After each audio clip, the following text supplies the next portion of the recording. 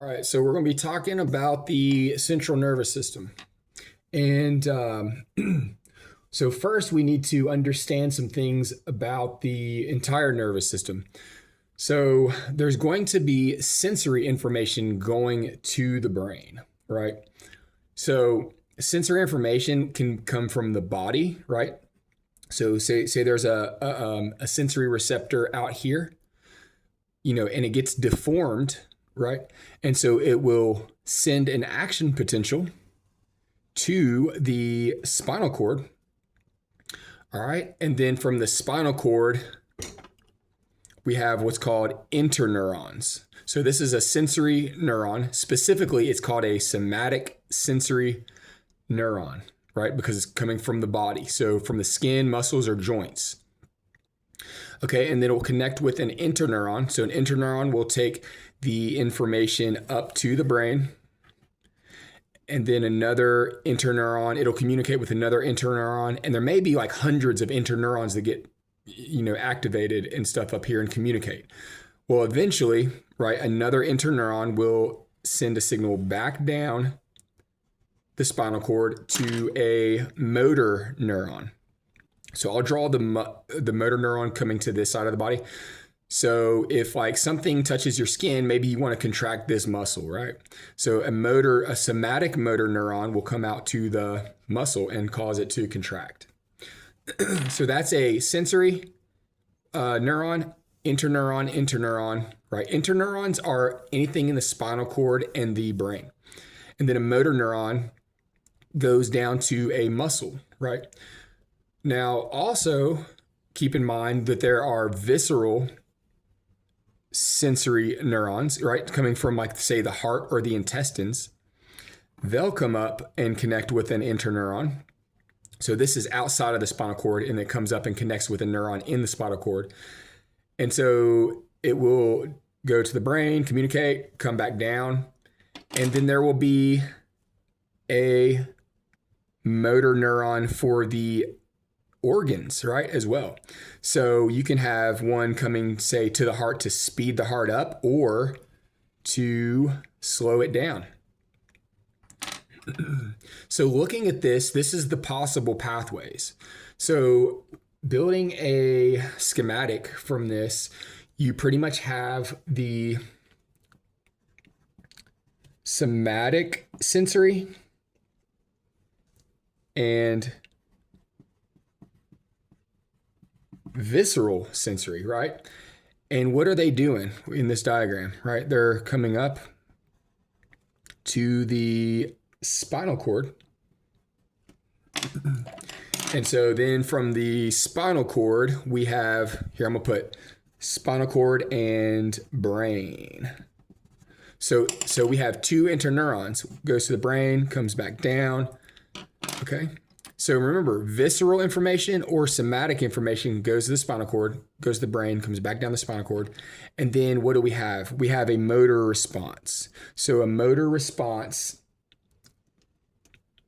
right? If it's from the body, it will be going to a somatic, right? Somatic motor neuron. Now, if it's going to the organs, it will be doing what? Going to the, here I meant to put an arrow there. We're going to the visceral motor neuron, also called the autonomic or autonomic nervous system. Now, visceral or autonomic nervous system, remember, it can be fight or flight or rest and digest. So in this case, it can either speed the heart up or it can slow the heart down. So we got the parasympathetic nervous system and the sympathetic nervous system. So that's the hierarchy of the nervous system. And so as you can see, this is the central nervous system. And then everything out here, right, is the peripheral nervous system. Okay, so now focusing on the brain. Okay, so here's the brain, right? There's four main parts to it. So you got the cerebrum, which is the bulk of the brain. It consists of the five lobes that we're familiar with. and then there's also going to be subcortical nuclei in the cerebrum. So what that means is, like, looking at this, here's a section that, say we slice, right? We slice this front piece off and move it away, and then we're looking this way, right? And we see this. So you can see how I went right through the thalamus, and we see this. So on the outer part, right, this is a lobe, and this is a lobe. Well, there's also structures in here, deep within here, that are also gray matter structures. They're called subcortical nuclei, because since this is the cortex and it's gray matter, well, there's other areas down here that are also gray matter, and so they're called subcortical nuclei. Now remember, gray matter is where the dendrites communicate with axon terminals, and that's where the cell bodies, the axon terminals, and the dendrites are all present. So there's no myelin on them there. All the other area is where axons run through. So it's essentially like cables, right? Or electrical wires. And so all the white area is where the axons are running through, carrying signals from the cells to another cell, right? They're transporting information from, like, this cell, say, down to a cell in the spinal cord. Or maybe they're communicating from this part of the cortex down to this gray matter, right? So a axon with myelin will be running down here, and it'll appear white. So this is the white matter, and then out here is the gray matter, and then there's gray matter deep within. So even the thalamus is a gray matter as well. Okay, back to this. So then you have the diencephalon, which is the purple structures that I drew here. So it's sort of in the middle of the brain. It's sort of like deep in the middle, as you can see here. It's right in this area. And what it consists of is the thalamus, which is the main relay center of the brain. Then you have the hypothalamus, and then you have the epithalamus. And if you spell out you'll remember it. Thalamus, hypothalamus, epithalamus. Now I'll go ahead and talk about what each one of these things do right now. So you can write this down or use closed caption or whatever to see what I say. So the thalamus is going to be receiving incoming sensory information from the body, from the entire body, the organs, right, which is called the viscera, the face, the special senses. So like the eyeball, right, the retina projects through the optic nerve to the thalamus. The taste comes into the brainstem and comes up to the thalamus and then goes to a certain part of the brain. Sound comes into the brainstem from the cochlea and then projects up to the thalamus, and the thalamus sends it to the temporal lobe. What else? And then, so essentially it's going to be communicating, it's going to be relaying everything to the specific parts of the brain. Also, it receives information from something called the basal ganglia, which we'll talk about later, and it receives information from the cerebellum. So the cerebellum essentially is going to fine-tune motor movement, but it has to send signals back to the thalamus, and then the thalamus sends it back up to the motor cortex, which we'll talk about that later. Essentially, what I'm trying to say is the thalamus is a relay center. Okay, the hypothalamus. So the hypothalamus has something hanging off the bottom of it here called the pituitary gland that releases hormones. So the hypothalamus produces hormones that stimulate the release of hormones from this structure, which we're not really talking about here. But that's one function of the hypothalamus. And then also the hypothalamus is the main activating center for the autonomic nervous system, which we just talked about in that hierarchy, the visceral motor system. So it can send fight or flight responses down to the organs, or it can send rest and digest signals down to the organs. And it communicates with the brainstem as well to accomplish getting signals to the organs.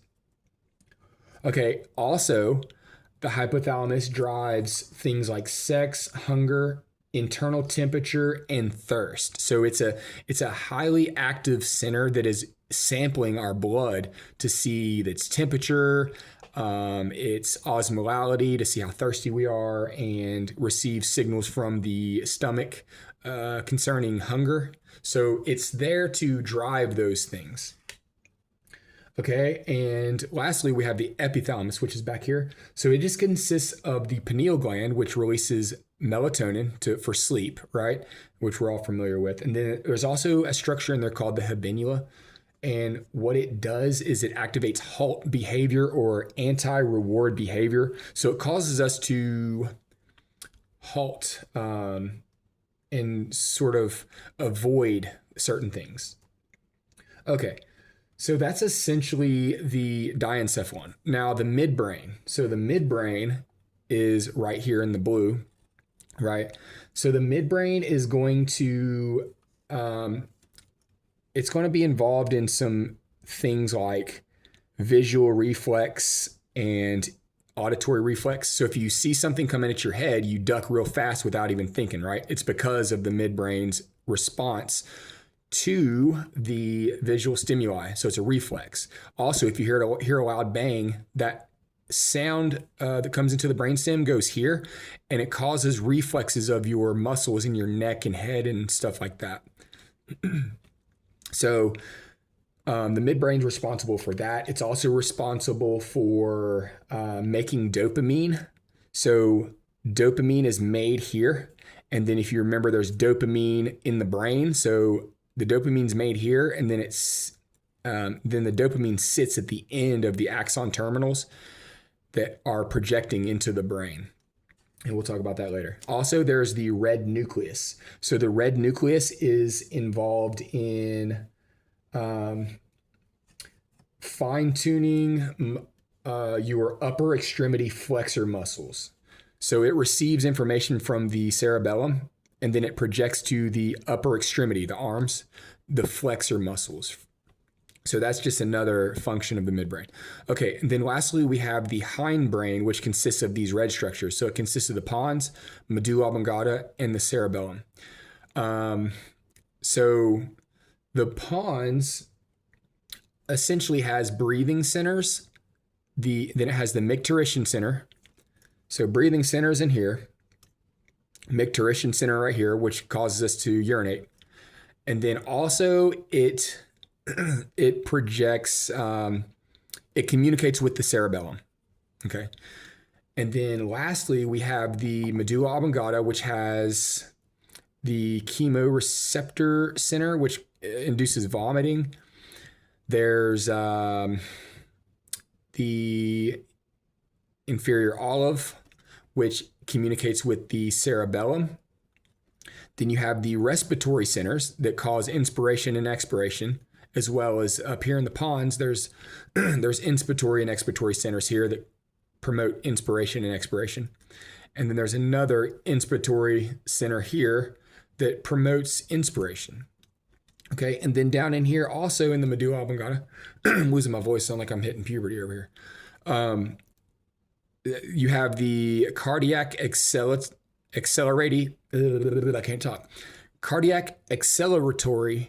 center, so it speeds up the heart, and then the cardiac decelerator center, so it slows down the heart, and also the vasomotor, so it controls blood vessel contraction and relaxation. So vasoconstriction, vasodilation.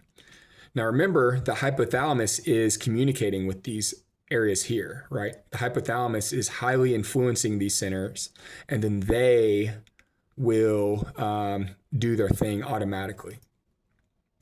Okay, and then the cerebellum. Cerebellum is just involved in balance,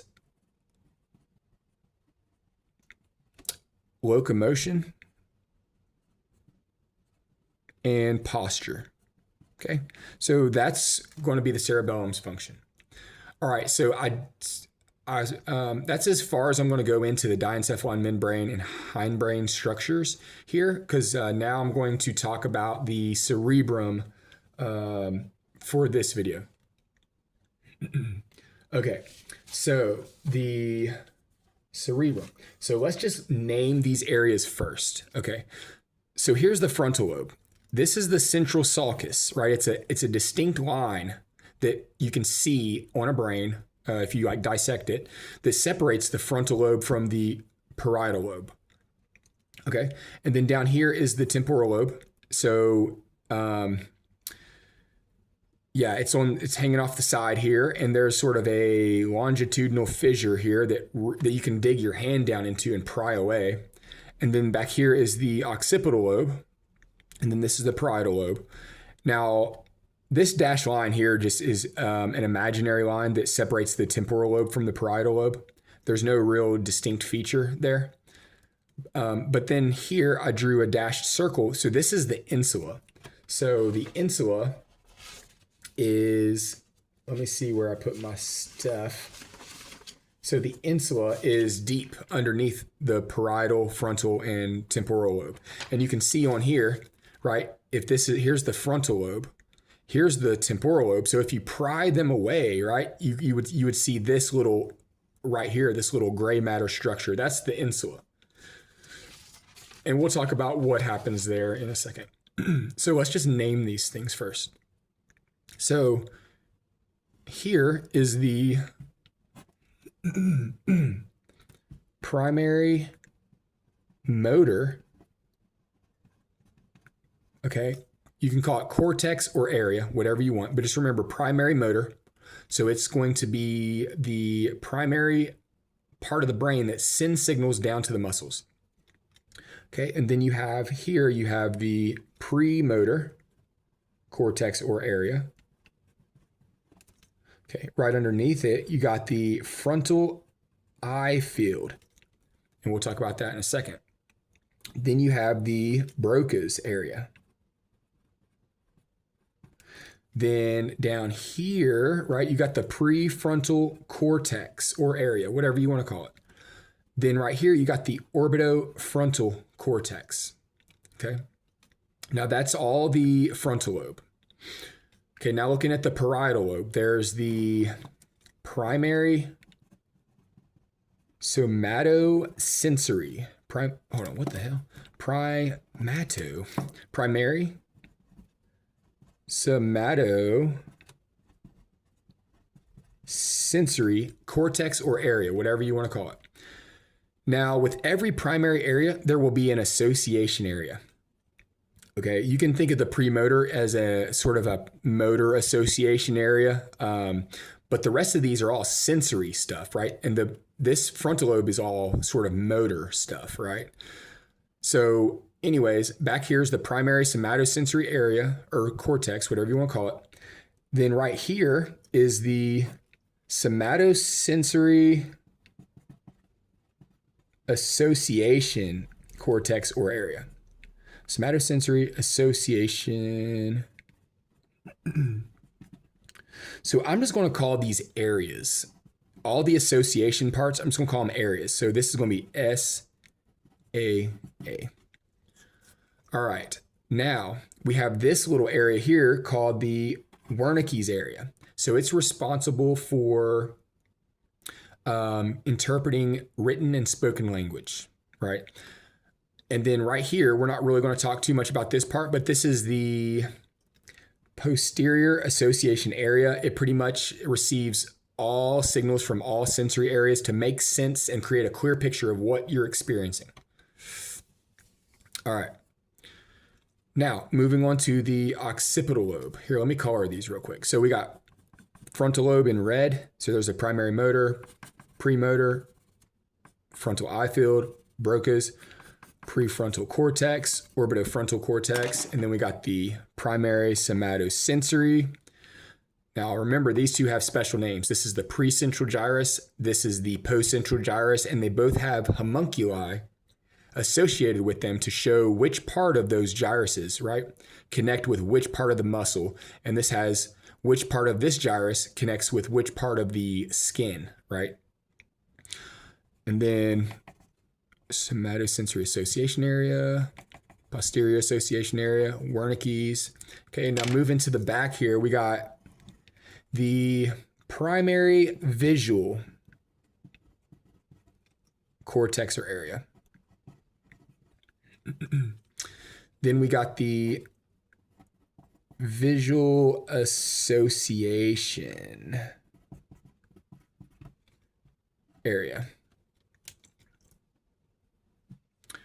All right, so this part right here receives information from the retina. So here's the retina, and it projects through the optic nerve to the thalamus, and the thalamus projects it to the primary visual cortex or area. So what this is doing is it's receiving the image, and then this part right here is making sense of the image. Okay, and I didn't mean to talk about what they do yet. I'll talk about that in a second. So then here in the temporal lobe, right, you got the primary auditory cortex or area, whatever you want to call it. And then around it is the auditory association area. Okay. Now, so that stuff is out here, right? Temporal lobe, primary auditory cortex, and then association area right here. Okay, now up in here, you see how if you pry your fingers into the temporal lobe and touch right here, this part right here is deep. It is the primary olfactory cortex. So that's where smell goes. All right, and then all of this region right here is more visual stuff. So we won't really talk about that, but that's more visual stuff. And here I'm going to go ahead and color this in green for these guys for temporal lobe, yellow for the occipital lobe. Okay, then the insula, right? We got the insula that's deep to all this stuff. Okay. And what it has is the primary gustatory. So I'll just draw it like this. So taste, right? Primary gustatory cortex and primary visceral cortex. So that's sensory information coming from the organs, right? So that'd be conscious perception. Okay, so let's go through each one of these. The primary motor cortex or area right here, right? It is going to be voluntary contraction of all skeletal muscles. So it's going to be sending signals down the spinal cord to all of the skeletal muscles to consciously contract. Okay, the premotor cortex or area. So what it does is it projects to this area called the basal ganglia. And what it does is it sends signals to the basal ganglia and through the basal ganglia, and it sends signals to the cerebellum. And what it does is they fine tune the information. So the premotor is trying to get a motor program ready to put into action. And so what it does is it sends signals to the basal ganglia and the cerebellum, and then those send signals back to the primary motor cortex to put into action. So essentially what the premotor area is doing is it's fine tuning, right? It's trying to accomplish smooth, fine movement of the muscles. Okay, and then the frontal eye field. So here I'm going to draw like this. Prefrontal is trying to get the primary motor cortex to send signals to the muscles to fine tune them, right? The frontal eye field, it sends signals to the eye muscles that roll the eyes around or move the eyes around. Okay, Broca's area. So it controls the throat, the larynx, the tongue, and the mouth for speech, right? To accomplish speech. So I'll just draw it sort of all going this way, right? Okay, and then we have the prefrontal cortex here. So the prefrontal cortex is involved in personality, behavior, memory, and also motor planning for goal-oriented behavior. So like things that increase survival, reproduction, acquiring energy or money or resources, anything like that, right? It's going to build a motor plan to accomplish those goals, and then it'll eventually send it this way. Okay, and then the orbitofrontal cortex, I'll talk about real quick, processes rewards and punishment. And so it's going to modulate motivation and it also dictates emotional and social behavior. So like this is going to increase tribal responses and community for chances of survival, right? So it's like social engagement part of the brain. And then we try, it's more intellectual, right? Okay, moving back this way. So all sensory information from the skin, muscles, and joints come up to the thalamus, and the thalamus brings it to the primary somatosensory area. The primary somatosensory sends its signals to the somatosensory association area, because all this is doing is receiving information about what part of the body is being touched, right? Or what joint is being bent and the sort of like degree of bending. And so it's sending information here. And then this part projects it to the association area for memory to make sense of what type of sensation that is, if we've experienced it before, or if it's something new. And so we make associations about what it is, pretty much for survival purposes, right? We need to know what's touching us, what's happening, so that we can respond accordingly. Okay. Next, we have the Wernicke's area. So here, actually, let's go to the auditory part first. Primary auditory cortex, right, receives sound. Sound information comes up to the thalamus. So it's coming up. It comes up this way from the brainstem to the thalamus, then to the primary auditory cortex. And so the primary auditory cortex, what it does is when we want to, when we're trying to comprehend like noise and stuff like that in words, right? We send it to the Wernicke's area. So the Wernicke's area is responsible for comprehension of written and spoken language. So sound, right? We're trying to make sense of it, and we're comprehending it through this part right here. Now, the auditory association area has memories of different sounds and noises and what they mean. So when we want to comprehend it and respond, we first send all that stuff to the Wernicke's area. All right. Real quick, the primary olfactory cortex. So information comes directly from the cranial nerve 1 and olfactory bulb and olfactory tract directly to the primary olfactory cortex. So it doesn't have to go to the thalamus for cranial nerve 1. Now, cranial nerve 1 is just these little hanging, dangling nerves, right? This part right here is not considered a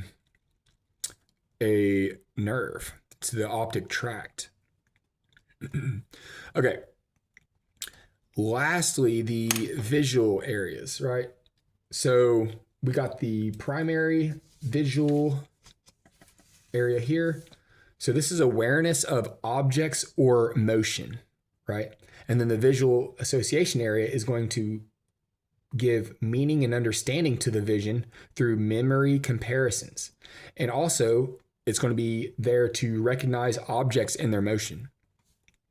So that will also send signals to the Wernicke's area to make sense of comprehension, right? When we see things and hear things associated with it, we take that information to comprehend it. So, and we may be even reading something, right? And so we need our eyes as well. So all the input to our auditory system, so we're hearing and we're seeing and we're building, we're comprehending, right?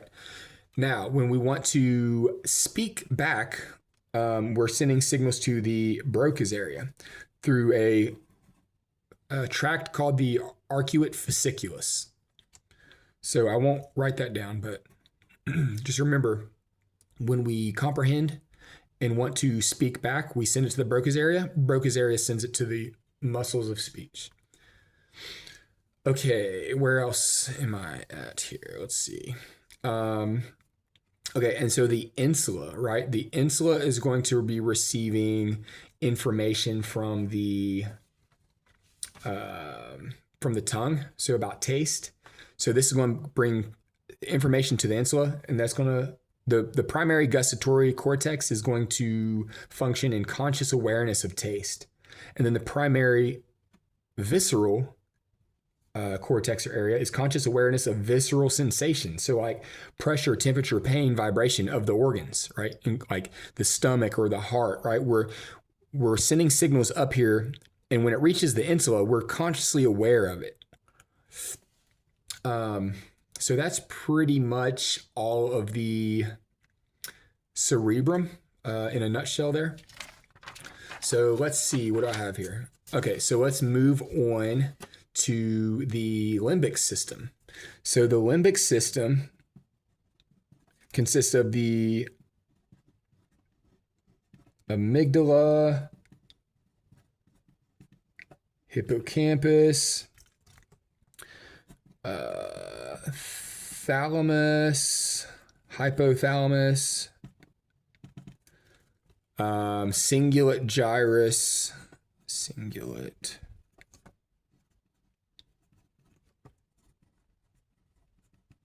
and septal area, which functions in reward. So all of these structures, here's the limbic system. All of these structures are sort of midline. So what I mean by midline, like here's the middle of the brain. So like right in here is the hypothalamus, which exists right here. No, I'm sorry, not the hypothalamus, the hippocampus. Okay, so we're talking about the hippocampus, right? Hippocampus is right here. So I'm gonna write hippo. Okay, and then right in front of the hippocampus is the amygdala. So the amygdala is the epicenter. It's the epicenter of the limbic system.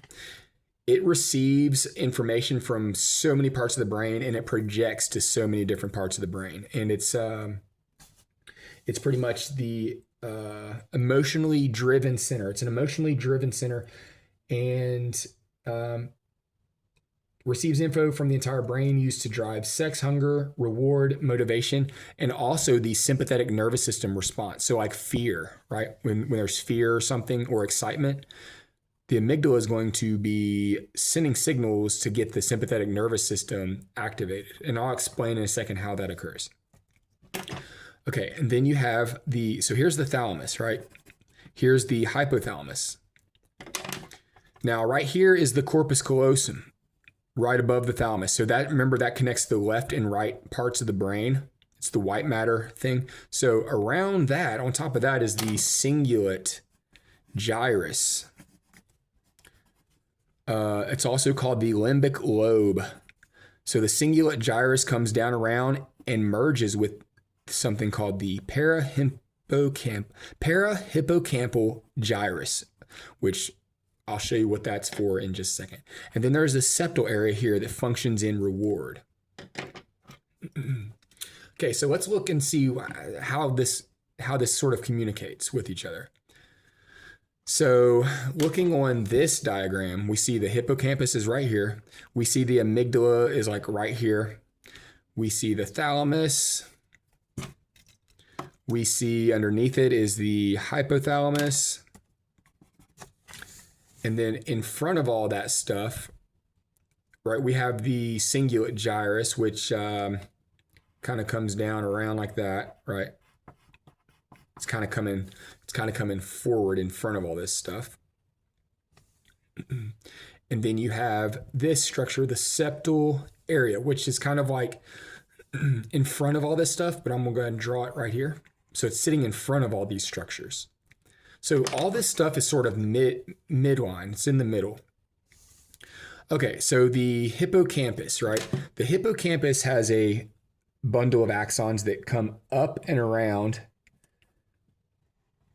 the thalamus, and then comes down into this part of the hypothalamus called the mammillary body. So essentially, it's connecting with something here, and then this projects up back to the thalamus, and then the thalamus projects around the cingulate down to the parahippocampal gyrus, and then back into the hippocampus. So it's a big loop, right? Hippocampus, hypothalamus, thalamus, cingulate. So it's a reverberating loop that is involved in memory and emotion connectivity. Okay, now the amygdala. The amygdala is a big one, right? So the amygdala projects up around the... Okay, these colors are getting out of hand here. So projects up and around, sort of the same way that the hippocampus does, but it comes around this thing called the stria terminalis into the hypothalamus. But it also projects to the septal area for reward and pleasure sensations.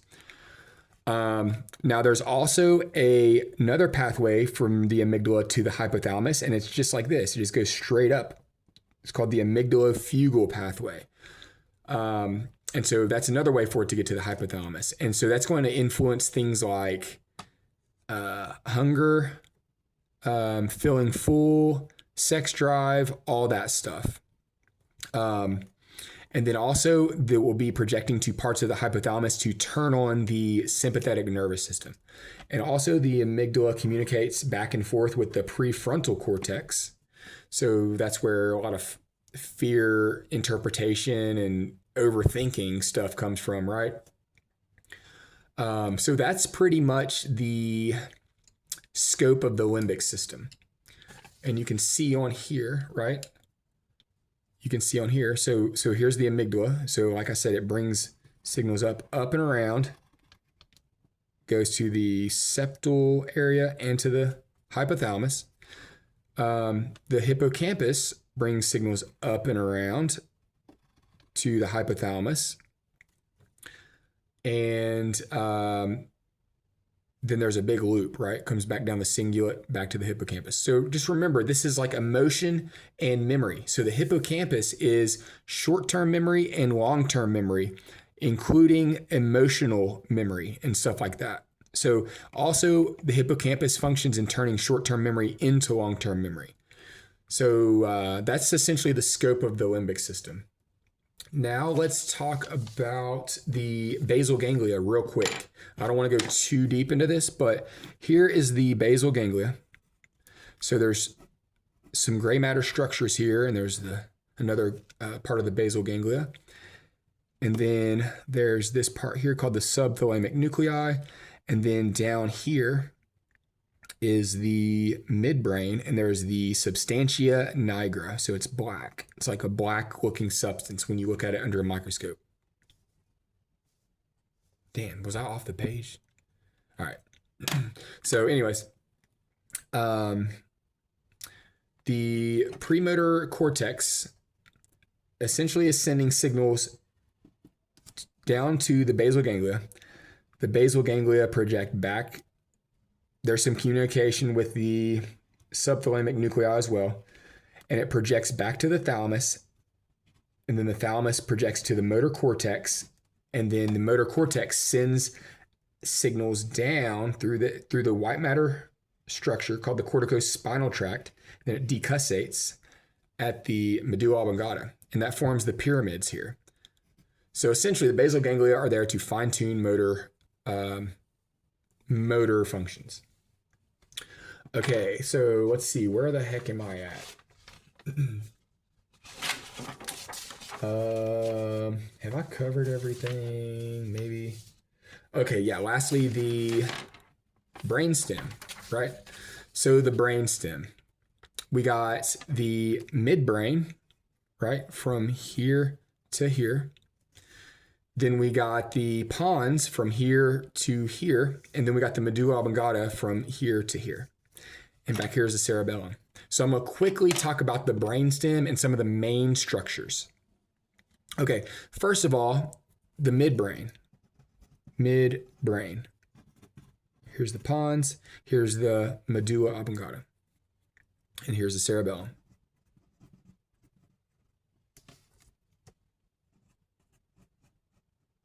Okay, the midbrain. So the midbrain has regions that are pretty important. So remember, there's this area back here called the what is it called? Corpora quadrimina. Corpora quadrimina. Dang, I don't even know. I don't remember what it's called. But this part here is called the superior colliculus, and this part here is called the inferior colliculus. It's called the corpora quadrimina. Okay, together these are called the corpora quadrimina.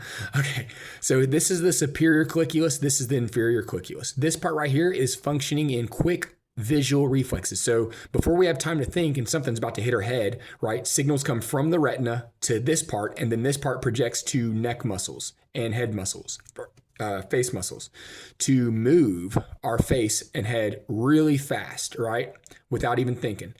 This part right here is going to also cause quick movement when we hear loud noises. So before we are consciously aware, before the signals get to the thalamus up high, it goes here, and then we have a quick reflex. So it pretty much, these are here to save our life. Pretty much everything in here is to save our life, but especially those. So now there's some other structures in here. There is superior colliculus, inferior colliculus. Okay, so then there's going to be structures in here. This is called the substantia nigra. So I didn't talk about that on this part here. Okay, so the substantia nigra, what it does is it projects up to the basal ganglia to modify it, to sometimes block unwanted motion.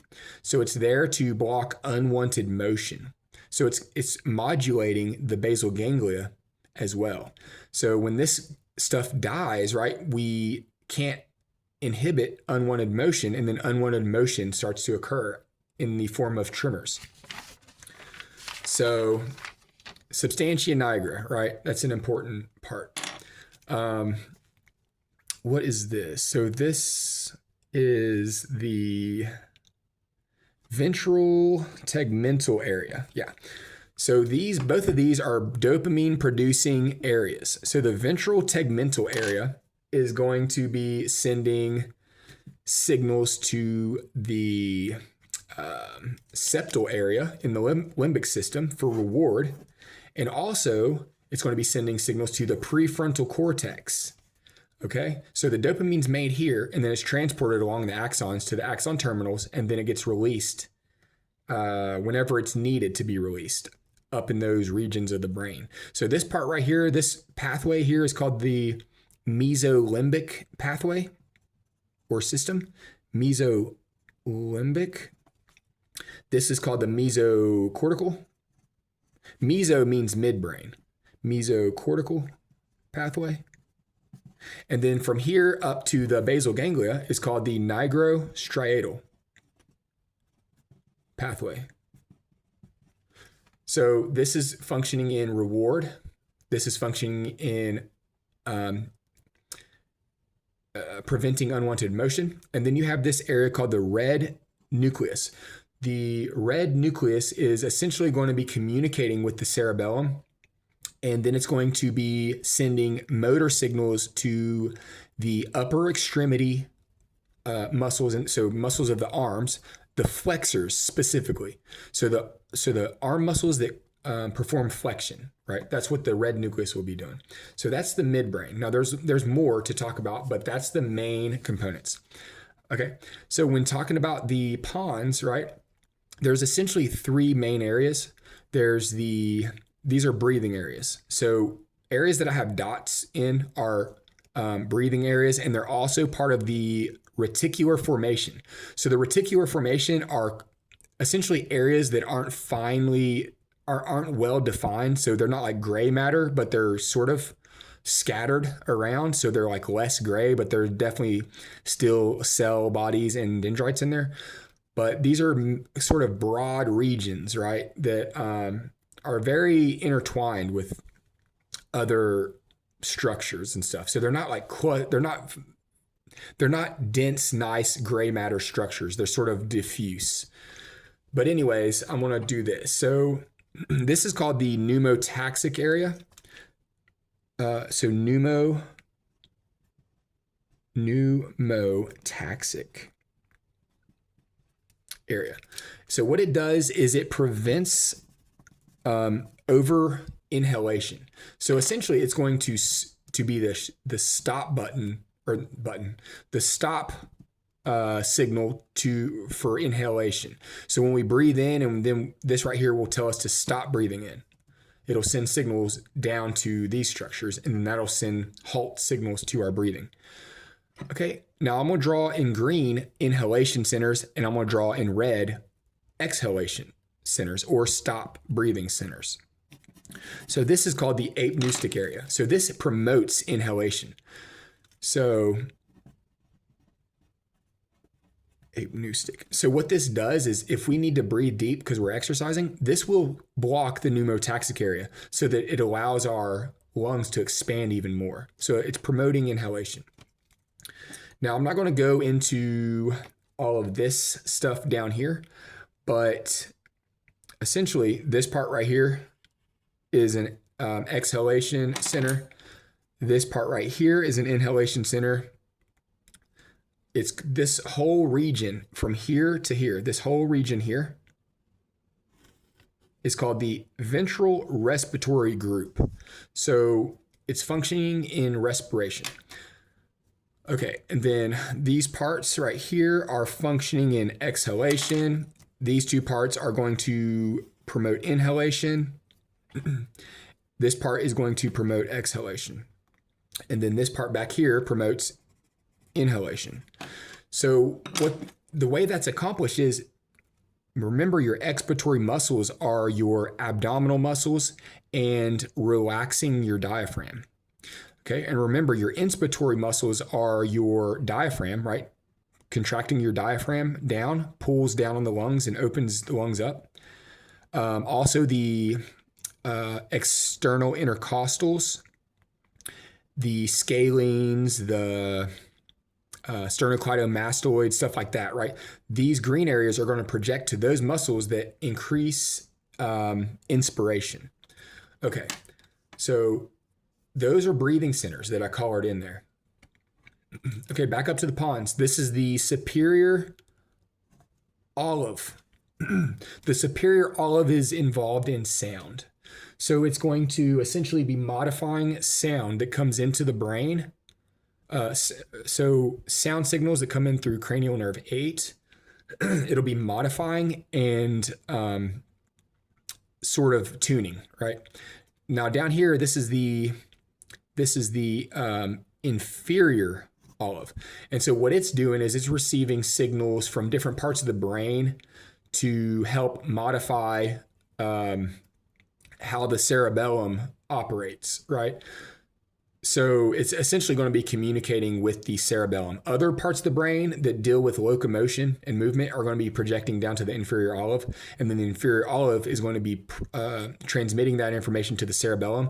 And then the cerebellum will send signals back up to the motor cortex areas to accomplish the motor program.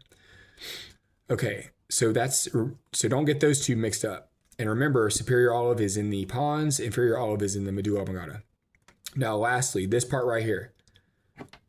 This part right here is the cardiac acceleratory center and deceleratory center, and also the vasomotor center. So this is going to be involved in heart rate and heart contraction, and also blood vessel constriction and relaxation. Now, one more thing. The pons, signals coming down from the higher parts of the brain come down and connect with nerve cells in the front part of the pons, and then the pons projects back to the cerebellum, and it comes in through this thing called the middle cerebellar peduncle. So there's also cerebellar peduncles, right? So information from proprioceptors come up through the medulla oblongata and come up through the inferior cerebellar peduncle to send signals to the cerebellum. And then there's something called the superior cerebellar peduncle, and that's where information goes back up to the cerebrum to send the motor program to the motor cortexes. And remember, cerebellum is involved in balance, posture, and locomotion. So, oh, and then one more thing here. This part right here is called the chemoreceptor trigger zone. So that's like if something is bad that's in our blood, like from like a bacterial infection or spoiled food, right? And this is sensing our blood. And so it will send signals down to the stomach and intestines if there is something bad that we're absorbing. And what it'll do is it'll reverse peristalsis. And so peristalsis will reverse to get the stuff out of our intestines so we no longer absorb poisons, essentially. So that is the chemoreceptor trigger zone. Okay, and this is called the dorsal respiratory group. This is the ventral respiratory group. This is the cardiac center and vasomotor center. And so that pretty much is everything for part 1.